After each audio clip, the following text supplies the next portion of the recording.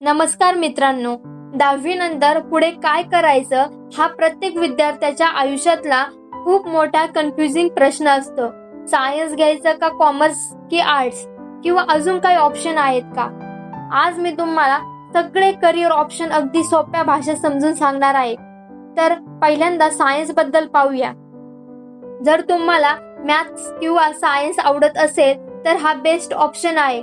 यातून तुम्ही doctor, engineer, pharmacist, nurse किंवा IT फील्ड मध्ये जाऊ शकता. कॉमर्स तर दुसरा ऑप्शन आहे कॉमर्स.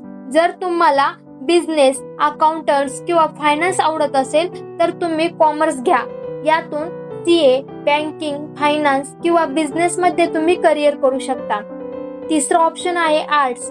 जर तुम्हाला हिस्ट्री, जिओग्राफी किंवा रीडिंग, रायटिंग आवडत असेल किंवा आर्ट्स हे बेस्ट आहे. यातून UPSC, MPSC, टीचर, लॉयर किंवा जर्नलिस्ट बनता येतं. म्हणजे तुम्हाला जर खरंच MPSC, UPSC करायचे असेल तर तुम्ही नक्की आर्ट्सच घ्या. त्यानंतर चौथा ऑप्शन आहे डिप्लोमा, ITI. आणि जर तुम्हाला लवकर स्किल शिकून जॉब करायचा असेल तर डिप्लोमा किंवा ITI करू शकता. त्यामध्ये मेकॅनिकल, सिव्हिल, इलेक्ट्रिकल अशा यासारख्या फील्डमध्ये तुम्हाला करिअर करता येतं. त्यानंतर आपण पॅरामेडिकल बद्दल पाहूया. मेडिकल फील्डमध्ये इंटरेस्ट असेल पण डॉक्टर नको असेल तर पॅरामेडिकल कोर्स आहे, जसे की DMLT, एक्स-रे टेक्निशियन किंवा लॅब टेक्निशियन. त्यानंतर दुसरा करिअर ऑप्शन आहे हॉटेल मॅनेजमेंट. हॉटेल मॅनेजमेंट मध्ये तुम्ही हॉटेल मॅनेजर किंवा टुरिझम इंडस्ट्रीमध्ये जाऊ शकता.